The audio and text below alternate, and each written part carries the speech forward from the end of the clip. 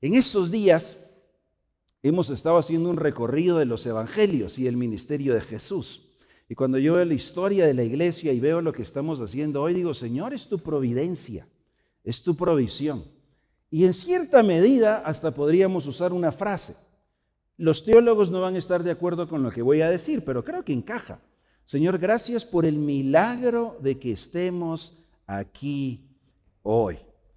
No todos los teólogos estarían en contra, pero ya voy a explicar por qué. La palabra milagro generalmente se utiliza, y sobre todo en los evangelios, para una intervención donde no hay explicación natural.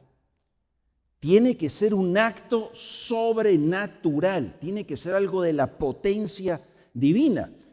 Entonces vemos muchos milagros en los evangelios donde no hay una explicación lógica, humana, de nuestra razón, de nuestra habilidad intelectual. Entonces hay una discusión entre la provisión y los milagros, ¿verdad? Hay una discusión de qué es. Yo creo que el que estemos aquí es provisión y milagro de Dios. De hecho, a veces la palabra milagro la usamos un poquito de forma demasiado común, ¿verdad? Cuando no has visto a alguien y le dices, oye, qué milagro, apareciste. A veces lo usamos de manera muy común. Pero en este recorrido, hoy quisiera que hagamos una lectura. Voy a comentar muy poquito, vamos a leer varios pasajes hoy. Así que, Sofi, gracias por ir a mi ritmo y yo al tuyo de los versículos que vamos a ver.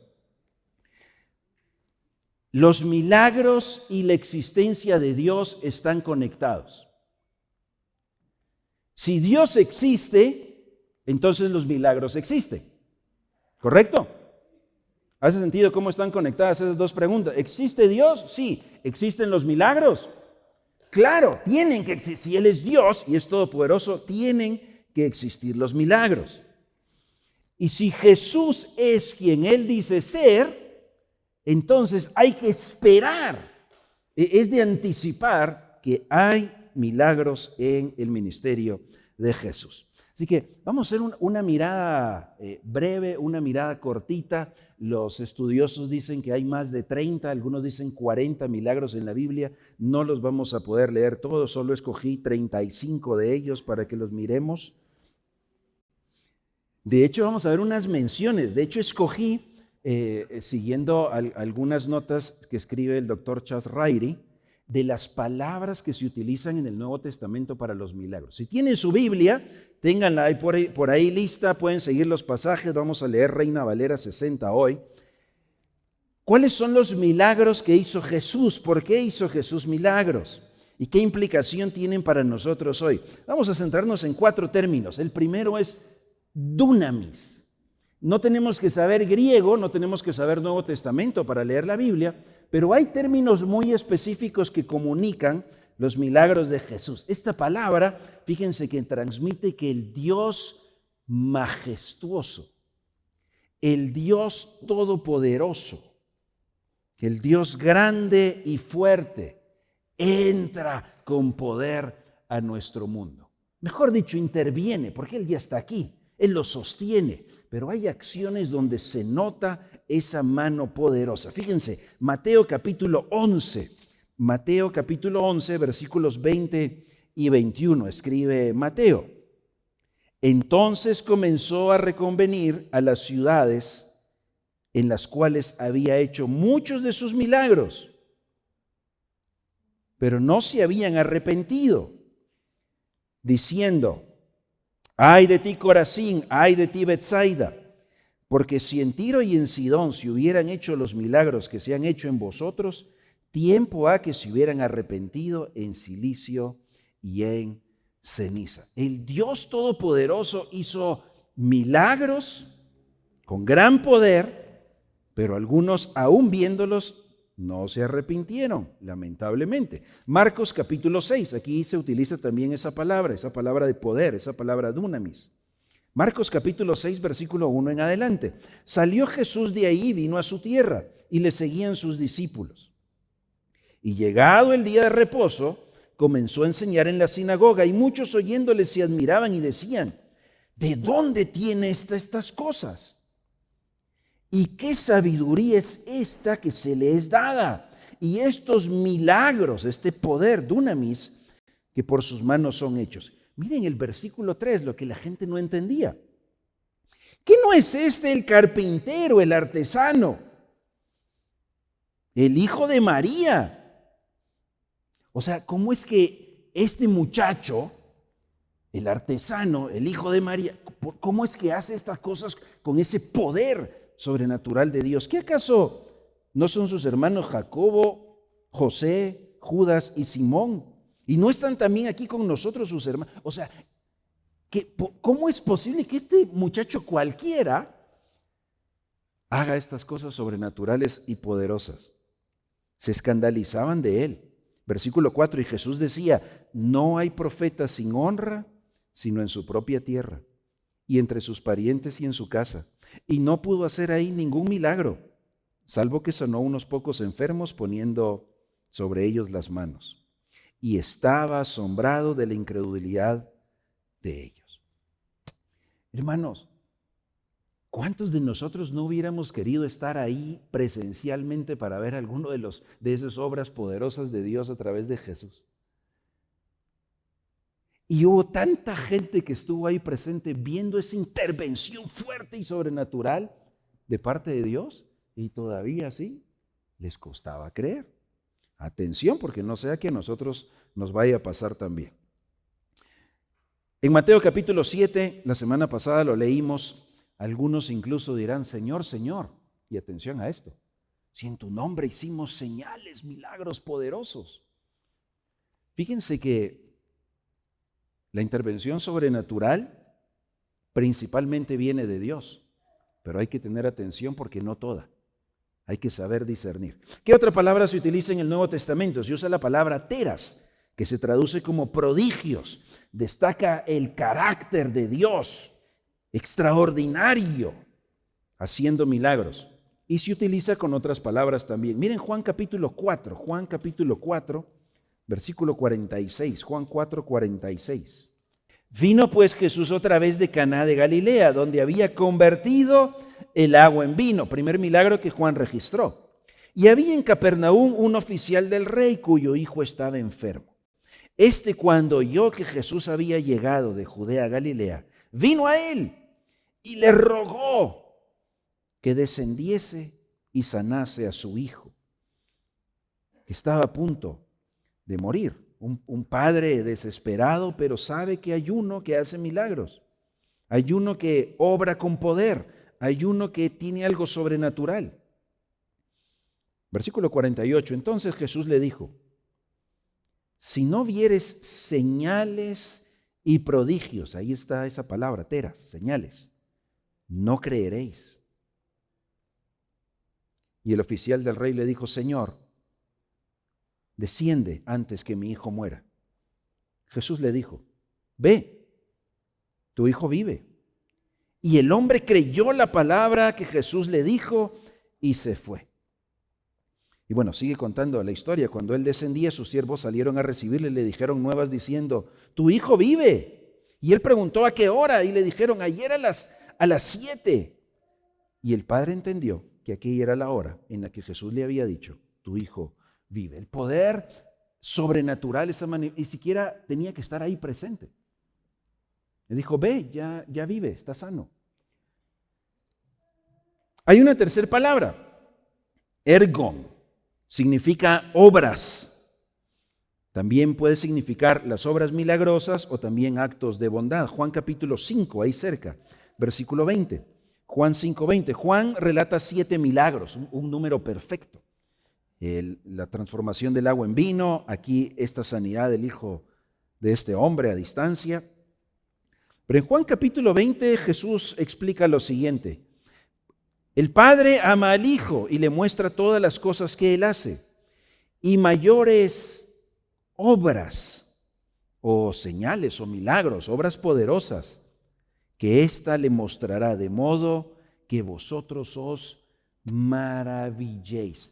Los milagros de Jesús tienen un propósito. Y no son como los actos de magia para que uno diga, oh, wow, que se maraville diciendo, oh, qué chilero.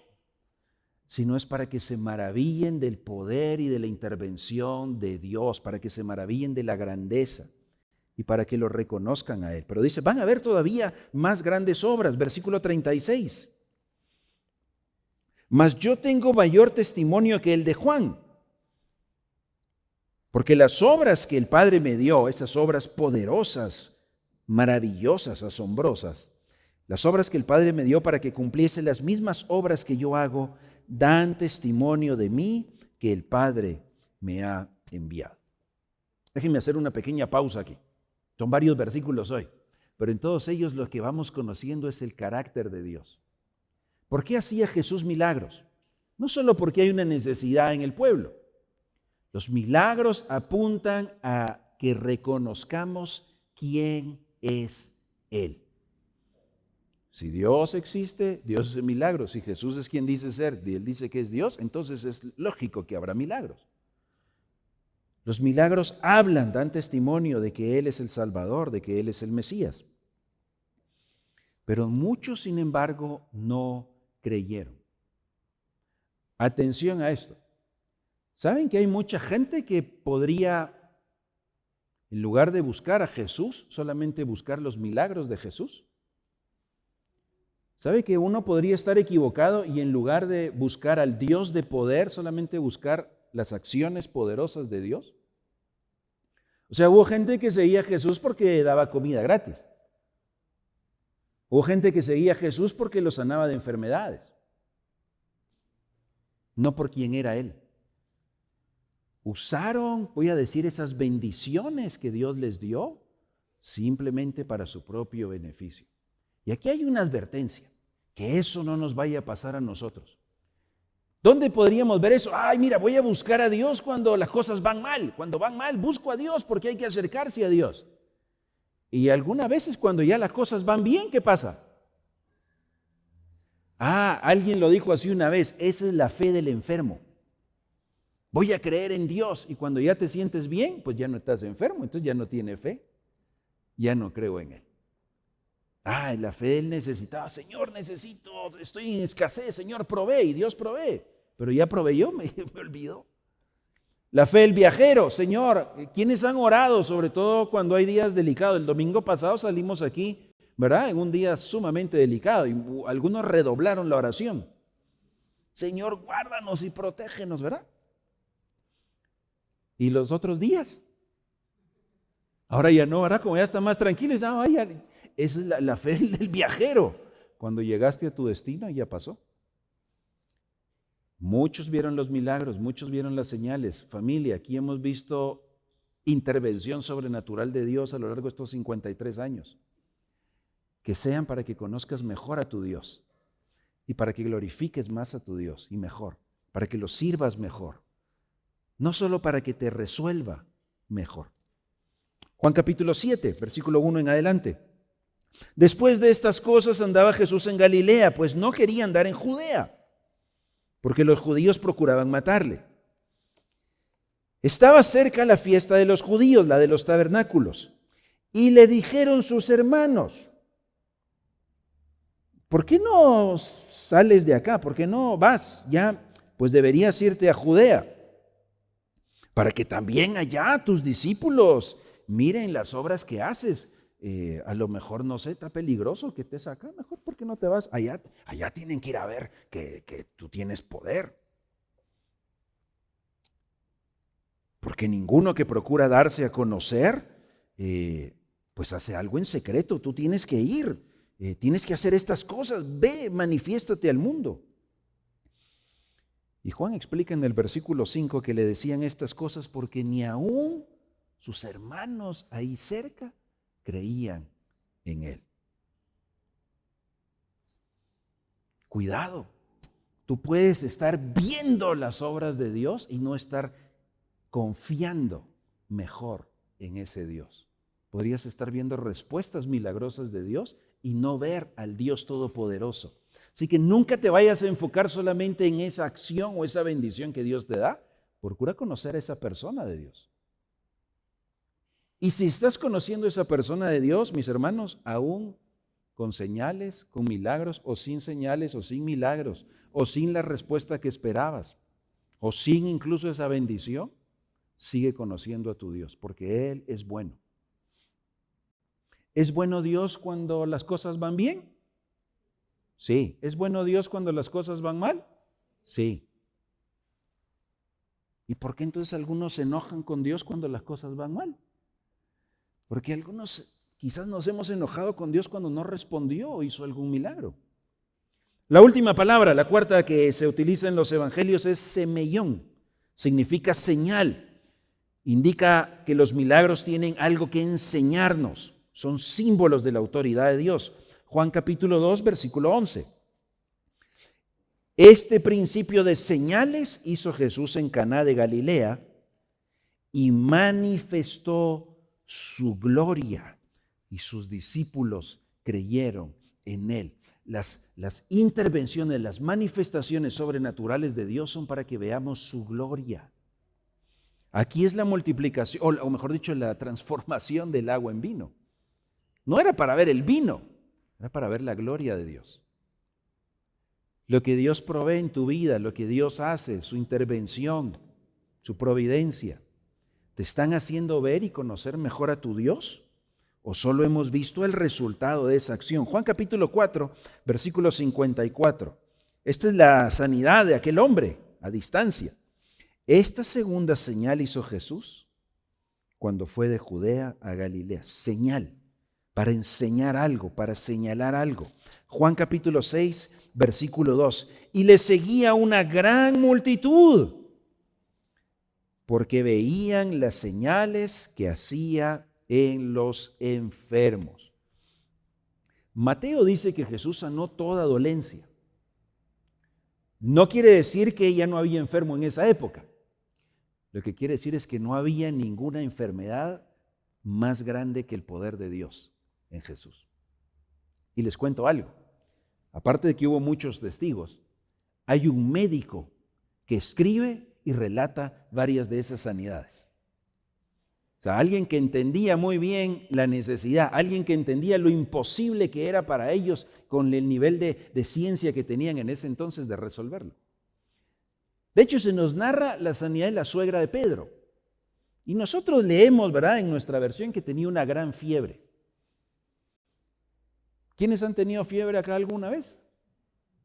Bueno, y depende, ¿verdad? Si usted es un poco más dramático y dice, hay una gran fiebre, pero no se siente bonito la fiebre. La palabra que utiliza los autores bíblicos para describir la fiebre era que era una como ninguna. Era de las más difíciles y complicadas, era de las incurables. Y Jesús sana ahí en ese instante a esa mujer y luego se narra que ella les servía.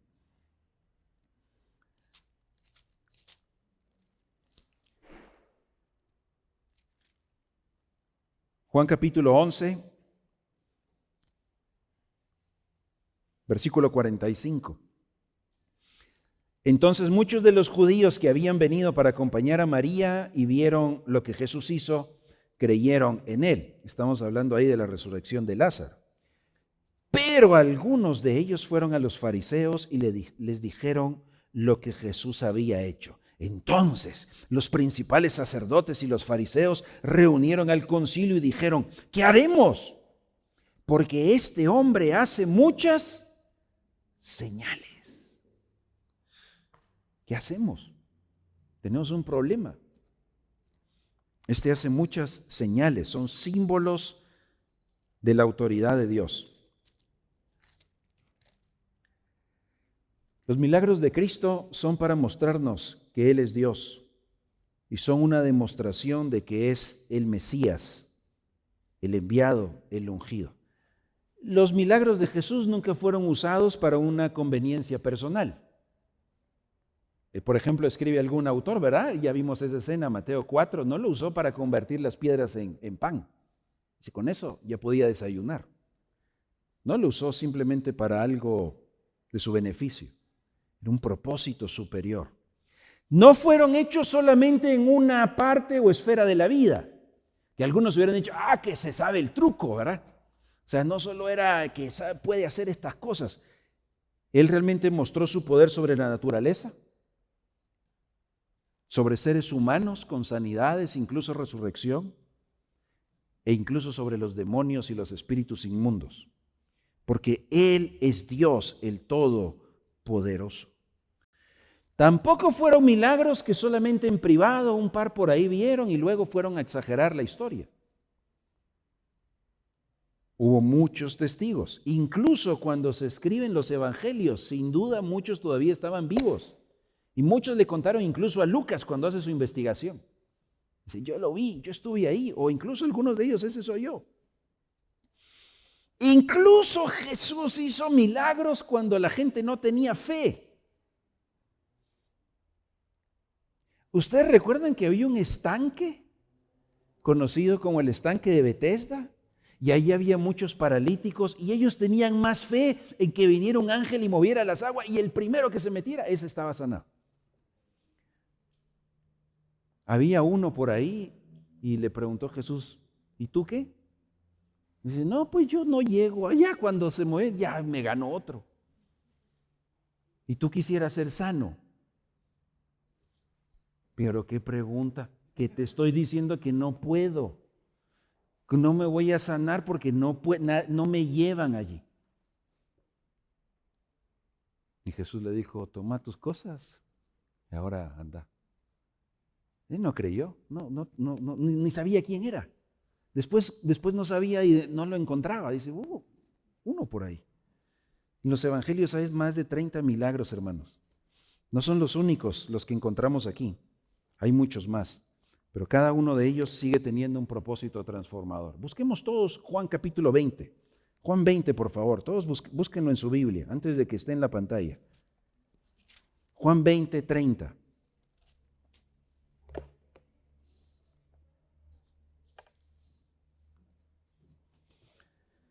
Juan 20, 30 y 31. Hizo además Jesús muchas otras señales. Hermanos, no es el tema de hoy, pero el Señor obra de manera poderosa, sobrenatural, y no está limitado a nuestras ideas o a nuestras formas. Incluso ustedes recuerdan que Jesús sanó de forma un poco extraña a algunos. Ya vimos al hijo de este hombre, lo sanó a distancia. No fue. Otros llegó, los tocó.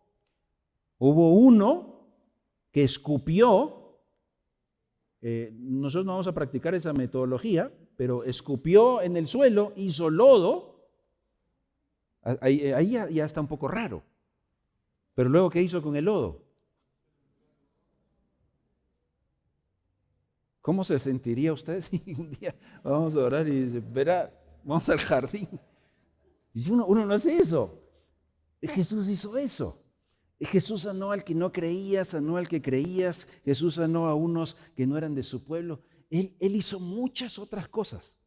No solo en cantidad, sino en esa variedad. El Señor sigue obrando hoy.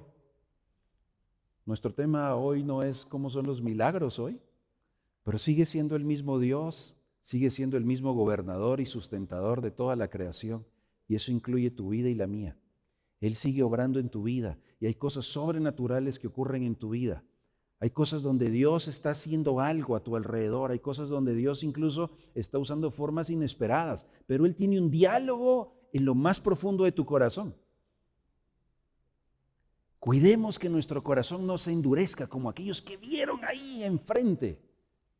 Más bien que nuestro corazón sea humilde. ¿Por qué?